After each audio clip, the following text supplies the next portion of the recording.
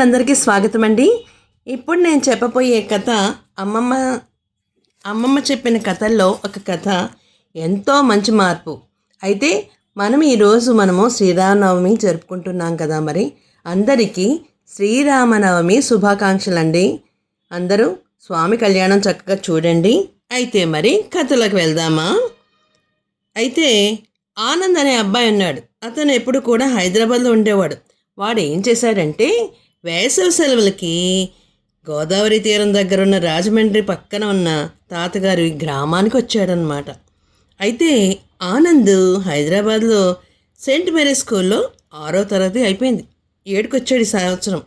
అయితే తల్లిదండ్రులిద్దరూ ప్రభుత్వ ఉద్యోగులు అవడంతో వాళ్ళు వేసవి సెలవుల్లో ఒంటరిగా ఇంట్లో గడపడం ఎందుకని వాళ్ళు వెంటనే రమ్మని పని మీద హైదరాబాద్ వచ్చిన మేనమామ మరీ పిలవడంతోనే పల్లె అందాలు చక్కగా చూడవచ్చని బయలుదేరాడు ఆనంద్. పల్లెటూళ్ళు ఎలా ఉంటాయి? చక్కగా పూల మొక్కలు పచ్చగా ఉంటాయి. తర్వాత ఎంతో పెద్ద పెద్ద పొలాలు అన్నీ చూడొచ్చు కదా. వాడికి కొంచెం భయంగానే ఉంది. కానీ పల్లెలో ఏముంటుందో, ఒక టీవీ ఉండదు, ఒక గేమ్స్ ఉండవు, ఏమీ ఉండవు అని అనుకుంటున్నాడు. తన బట్టలతో పాటు కొన్ని ఆట వస్తువులు కూడా సర్దుకున్నాడు. అక్కడ ఏముండవు కదా, ఎలా కాలక్షేమం చేయాలి, నాకు ఎలా జరుగుతుంది అనుకున్నాడు. వచ్చిన రోజు ఆనంద్ పూర్తిగా విశ్రాంతి తీసుకున్నాడు. మనం ఎక్కడికైనా వెళ్ళామనుకోండి, ప్రయాణం చేస్తే ఏమవుతుంది, ఒళ్ళు అలసిపోతుంది, వెంటనే మనం నిద్రపోతాం. మర్నాడు మేనమామ ఉదయాన్నే తోటలోకి వెళ్తూ పిలిచాడు. వెళ్ళాడు ఆనంద్. కొబ్బరి తోటలు చాలా బాగున్నాయి. చెట్టు నిండా గెలలు వేలాడుతున్నాయి. కమ్మని చల్లని గాలేస్తుంది. మామిడి పండు తోటలన్నీ తిరిగి చూశాడు. మరి కొద్ది రోజుల్లో మామిడి పళ్ళు దించుతారంట. దించడం అంటే ఏమిటో అర్థం కాలేదు వాడికి.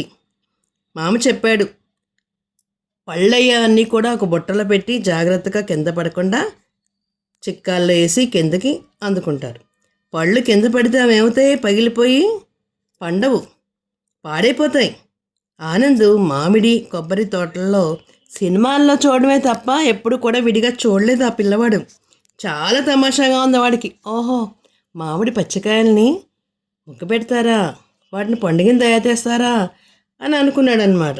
ఓహో, ఇలా చేస్తారా అని ప్రాక్టికల్గా చూశాడు వాడు. కమ్మని చక్కని కొబ్బరి బొండాలు తాగేశాడు. తోటంతా తిరిగాడు, నడిచాడు. బాగా అలసిపోయాడు ఆనంద్. ఇంటికొచ్చి భోజనం చేసేసరికి నిద్ర వచ్చేసింది. సాయంకాలం లేచి వేడివేడి పాలు తాగి అక్కడ ఎవరన్నా పిల్లలు దొరుకుతారా అని చూశాడు. మామ పిల్లలతో 3 సంవత్సరాల పిల్లవాడు, 5 సంవత్సరాల పిల్లలు ఉన్నారు.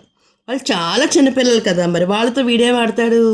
మరి టీవీ చూద్దామంటే కేబుల్ కనెక్షన్ లేదు, ఏ ప్రోగ్రాము రాదు. ఏం తోచదు ఆనంద్కి. ఇంట్లో బూట్లు కానీ చెప్పులు కానీ వేసుకురావద్దంటుంది అమ్మమ్మ. వాళ్ళ పద్ధతులు ఆనంద్కి చాలా వింతగా తెలిసినాయి. ఏంటి, చెప్పులతో లోపల రాకూడదా, బయటే పెట్టాలా అని వీడు అలా అనుకున్నాడు అనమాట. వీళ్ళు ఎలా బ్రతుకుతున్నారా బాబు, ఏమీ లేకుండా ఈ పల్లెలో. అనవసరంగా వచ్చాను నేను వేళ, రేపు వెళ్ళిపోతానంటే ఏమంటారో ఏమిటో అని ఆలోచించుకున్నాడు. అమ్మమ్మ ఏమీ తోచట్లేదు, మీ ఊళ్ళో సినిమా థియేటర్ ఏమైనా ఉంటే ఏదైనా సినిమాకి వెళ్దామా అన్నాడు. అమ్మమ్మ పక్కకు చేరి ఆవిడ ఏదో పనిలో చాలా హడావుడిగా ఉంది. సినిమానా? మీ తాతగారు ఈరోజు గుళ్ళో పూలంగి సేవ చేస్తున్నారు, అందరూ తయారీ 6 గంటలకే వెళ్ళాలి అని చెప్పి ఆమె గబగబా తయారైపోయింది. ఆమె పని హడావుడిగా పనిచేసేసుకుంటుంది. అమ్మమ్మ వెనక్కి తిరిగిపోయి ఆనంద్ అందాక మామ తోటకు వెళ్ళమని చెప్పరు? తోటలో ఏమున్నాయమ్మమ్మ? హైదరాబాద్లో అయితే సాయంకాలం ఆదివారం నాడు అందరం ఇందిరా పార్క్కి వెళ్తాము. ఐస్ క్రీమ్లు, పిజ్జాలు, పకోడీలు, మిరపకాయలు, బజ్జీలు ఏం కావాలంటే అన్నీ దొరుకుతాయి. తోటలో కొబ్బరి బొండాలు తప్ప ఏముంటాయి అన్నాడు ఆనంద్. ఆవిడెప్పుడో లోపలికి వెళ్ళిపోయింది. తనతో తీరుబాటుగా మాట్లాడేవాళ్ళు ఎవ్వరు లేరు. ఎవ్వరికి తీరుకుండదు. అందరూ పరుగులు ఉరుకులే. ఎందుకు వచ్చానురా బాబు అనవసరంగాని. సిటీ కంటే పల్లెటూరులో పరుగులే ఎక్కువగా ఉన్నాయేంటి? హైదరాబాద్లో అయితే టీవీలో క్రికెట్ చూడొచ్చు, సినిమాలు చూడొచ్చు, కంప్యూటర్ గేమ్స్ ఆడుకోవచ్చు హాయిగా అనుకున్నాడు ఆనంద్. సాయంకాలానికి అందరూ స్నానం చేసి తయారై గుడికి వెళ్ళారు. వేణుగోపాలస్వామి అమ్మవారికి పూలంగి సేవంట. వాడెప్పుడు ఇవేమీ చూడలేదు. విగ్రహాలు, గర్భగుడి, మల్లెపూలతో నిండి గుమ్మగుమ్మలాడే వాసనలతో ఎంతో మధురంగా ఆనందంగా మనసుకు హాయిగా ఉంది. పూజ తర్వాత పురాణ శ్రవణం. ఎవరో ధ్రువుడట, ప్రహ్లాదుడట ఏనుగు ప్రార్థన చేయడం ఏమిటి, విష్ణు వచ్చి ముసలిని చంపడం ఏమిటి, ఏనుగుకు మాటలు వచ్చా, పద్యాల్లో ఎలా ప్రార్థించింది, పైగా వైకుంఠం ఎక్కడో ఉందంట, అక్కడికి ఏనుగు ప్రార్థన ఎలా వినిపించింది, పద్యాలు చెప్పడం అంత గొప్ప కవా ఏనుగు. అప్పుడు ఫోన్స్ ఉన్నాయా, ల్యాండ్లైన్ ఫోన్ ఉండి ఉంటాయా, లేక సెల్ ఫోన్ ఏమైనా ఉందా? సెల్ ఫోన్ సరిగ్గా వినిపించదు దూరానికి, టవర్స్ ఉంటే తప్ప. ఆయుధాలు వాటంతట అవే అలాగే నడిచొస్తాయి. తుపాకీ అయినా లోపల బుల్లెట్ పెట్టి ట్రిగ్గర్ నొక్కితే గాని పేలదే. ఏమిటి అంతా అయోమయంగా ఉంది. స్కూల్లో తెలుగు పాఠాలు ఇవేమీ రాలేదు. నాన్నకు దేవుడంటే పడదట, అమ్మకు అసలు ఇలాంటి వాడికి తీరికే ఉండదు. అంతా అయోమయంగా ఉంది. పురాణం వింటూ మనసులోనే ఆలోచిస్తున్నాడు ఆనంద్. రాత్రి బాగా పొద్దుపోయాక తీర్థం ప్రసాదం తీసుకుని పులిహార దద్దోజనం తిని ఇంటికొచ్చారు అందరూ. పులిహార ఎంత బాగుందో. ఆనంద్ బాగా అలసిపోయి అలాగే నిద్రపోయాడు పాపం పిల్లవాడు. రాత్రి కలలో వాడికి వైకుంఠం నుండి విష్ణుమూర్తి వచ్చినట్టు గరుడు వాహనం మీద ఆనంద్ని కూర్చోబెట్టుకుని వైకుంఠాన్ని తీసుకువెళ్తున్నట్టు కలొచ్చింది. నేను రాను, మా అమ్మ మా నాన్న దగ్గరికి వెళ్తాను అని పలవరిస్తుండగా అమ్మమ్మ లేపి, ఏంట్రా ఆనంద్ అలా పలవరిస్తున్నావు, కలమేనా వచ్చిందా అంటూ ఒళ్ళు పట్టుకుని తట్టి లేపింది. ఆనంద్ లేచి కళ తలుచుకుని నవ్వుకున్నాడు. అప్పటికే తెల్లారి చాలాసేపు అయింది. సమయం 6 గంటలైంది. అందరూ అప్పటికే లేచిపోయారు. ఆనందులే బాబు, ఈరోజు మన ఇంట్లో రుద్రాభిషేకం, త్వరగా లేచి స్నానం చేసి మడిబట్ట కట్టుకో, పురోహితుడు వచ్చే వేడైంది అంటూ బామ్మగారు పని చెప్పేసేసి వెళ్ళిపోయారు.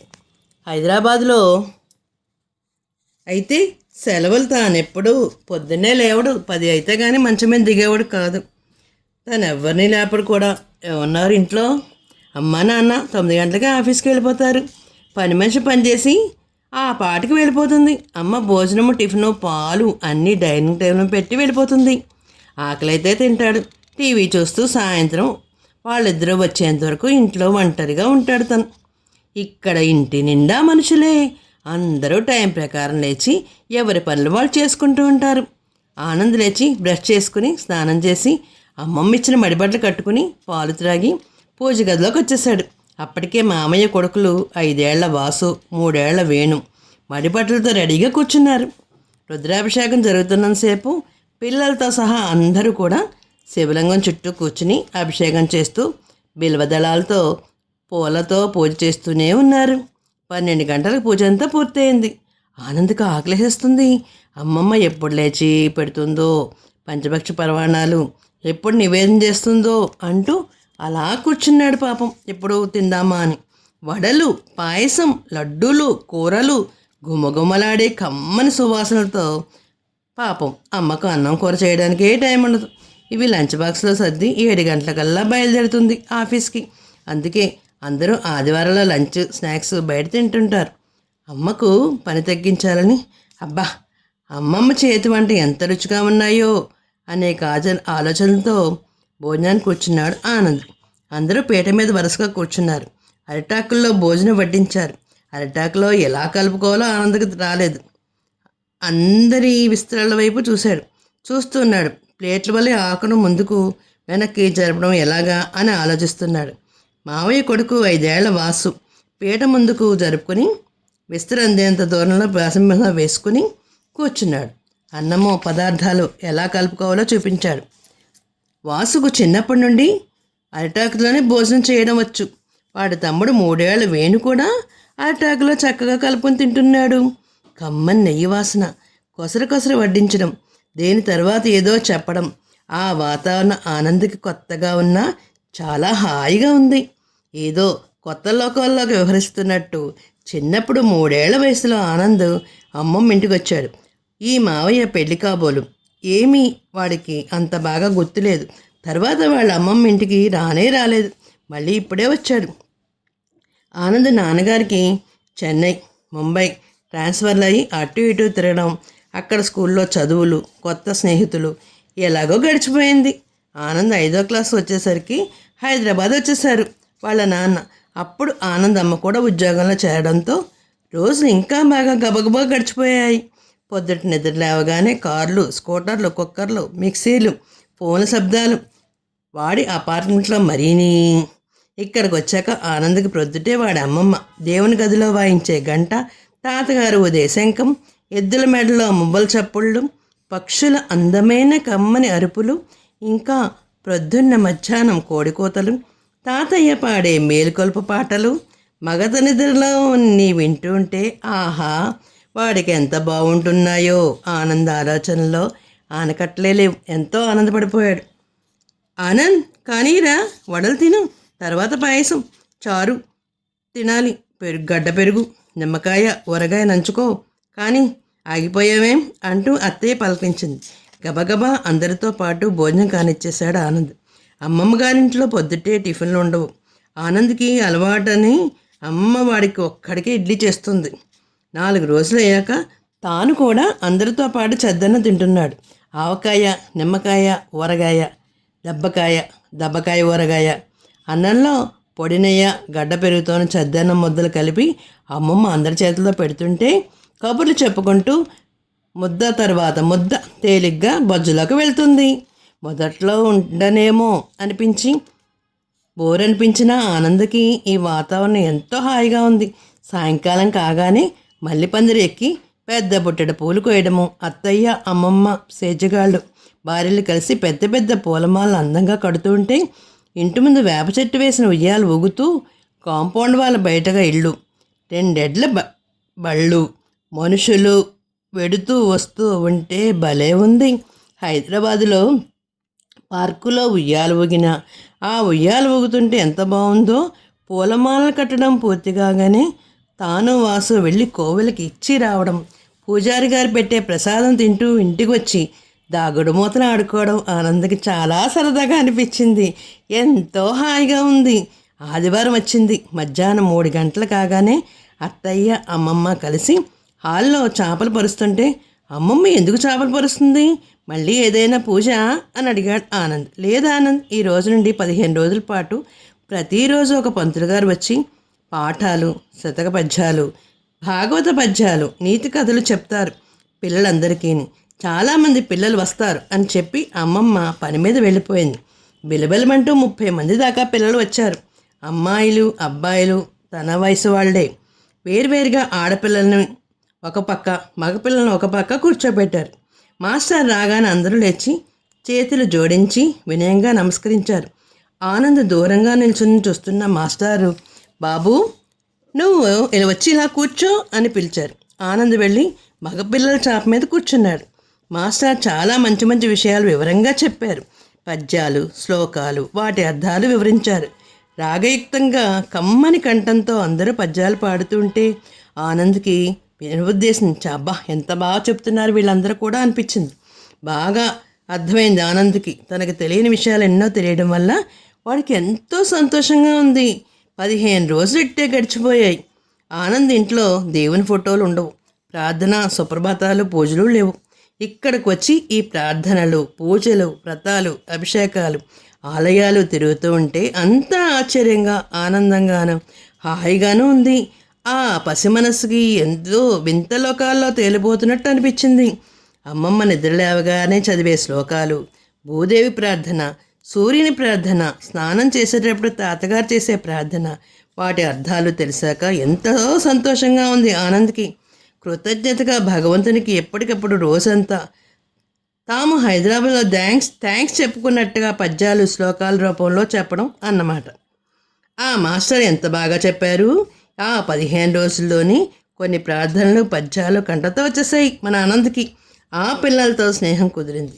వారితో సాయంకాలం పూట కుందిళ్ళు, బంతాటలు, దాగుడు మూతలు, కోతి కొమ్మచ్చులు, ఇలా ఎన్నో చక్కగా గ్రామీణ క్రీడలన్నీ ఆడాడు. వాడితో కలిసి ఉంటే ఆనందంకు స్నేహం ఎంత గొప్పదా అని అనిపించింది. హైదరాబాద్లో తన క్లాసులో తనకు 1 మార్కు ఎక్కువ వస్తేనే తన ఫ్రెండ్ గిరీష్ తనతో మాట్లాడు. నిజమైన స్నేహితం అంటే ఏమిటో ఆనంద్కి ఇప్పుడే తెలిసింది. మరి ఊరికి వెళ్ళే రోజు వచ్చేసింది. ఆ పిల్లలందరూ వచ్చారు. తాను హైదరాబాద్ వెళ్ళిపోతున్నానని అందరూ బంతులు ఏవేవో తీసుకొచ్చారు. మా జ్ఞాపకంగా ఉంచుకోమని చెప్పారు. వారిని వదిలి వెళ్ళను. ఆనంద్ చాలా బాధపడ్డాడు. దేవుని పుస్తకాలు, ఫోటోలు, శతక పద్యాలు ఇంకా ఏవేవో తెచ్చి ఇచ్చారు స్నేహితులందరూ కూడా. అవన్నీ బ్యాగ్లో సర్దుకొని మా అమ్మతో కలిసి హైదరాబాద్ బస్సు ఎక్కుతూ కళ్ళల్లో నీళ్లు పెట్టుకున్నాడు ఆనంద్. వాడికి ఆ రోజులు ఎంతో మధురంగా ఉన్నాయి. అమ్మమ్మ ఇంట్లో ఉండడం అంటే ఎంత హ్యాపీగా ఉందో. పల్లెటూరు వాతావరణము, పిల్లలు సంతోషంగా ఉన్నాడనమాట ఆ ఉన్న 15 రోజులను. ఆ పంతులు గారి పెద్ద పాదాలు నమస్కరించాలని, అమ్మా నాన్నలు దైవస్వరూపులని, వారిని కష్టపెట్టరాదనే విషయాలు గుర్తుంచుకున్నాడు. అమ్మమ్మకు, తాతయ్య గారికి పాదాలకు నమస్కారం చేశాడు. ఆనంద్ వచ్చిన రోజున నెల క్రితం గుడ్ మార్నింగ్, థ్యాంక్ యూ అని చెప్పి షేక్ హ్యాండ్ ఇచ్చిన ఆనంద్లో వచ్చిన మంచి మార్పుకి అందరూ సంతోషపడ్డారు. చూసారా మరి, పిల్లలకి మంచి విషయాలు చెప్పాలి, అది ఒక పంతులు గారి ద్వారా తెలుసుకోగలిగాడు. వేసంగాలం సెలవులు వచ్చినాయి అంటే చక్కగా అమ్మమ్మ గారి ఇళ్ళకు వెళ్ళి అక్కడ చుట్టుపక్కల ఉన్న వాతావరణాన్ని కూడా చూసి, వాడు పల్లె ప్రాంతం ఎలా ఉంటుంది, సిటీ ప్రాంతం ఎలా ఉంటుంది, వాళ్ళ జీవితం ఎలా గడుస్తున్నాయి అనే విషయాలన్నీ తెలుసుకున్నాడు అనమాట. ఉదయం లేవగానే తల్లిదండ్రులకు పాదాలు నమస్కారం చేయాలని, భక్తిపూర్వకంగా ఉండాలని, భూదేవికి నమస్కారం చేయాలని అనే విషయాలన్నీ కూడా చక్కగా తెలుసుకున్నాడు. మరి చూసారా పిల్లలు, కథ ఎంత బాగుందో, ఆనందంలో ఎంత మంచి మార్పు వచ్చిందో. మరి దీనిలో కథలో నీతి ఏమిటంటే, మంచి పరిసరాలు మనసుపై ఎంతో మంచి ప్రభావాన్ని చూపిస్తాయి, ఎంతో మనలో ఎక్కువ మంచి మార్పును కూడా తెస్తాయన్నమాట. అయితే మరి తెలుగువారి దీపకాంతికి లైక్ చేసి, షేర్ చేసి, సబ్స్క్రైబ్ చేసి, కామెంట్ రూపంలో పెట్టండి మరి.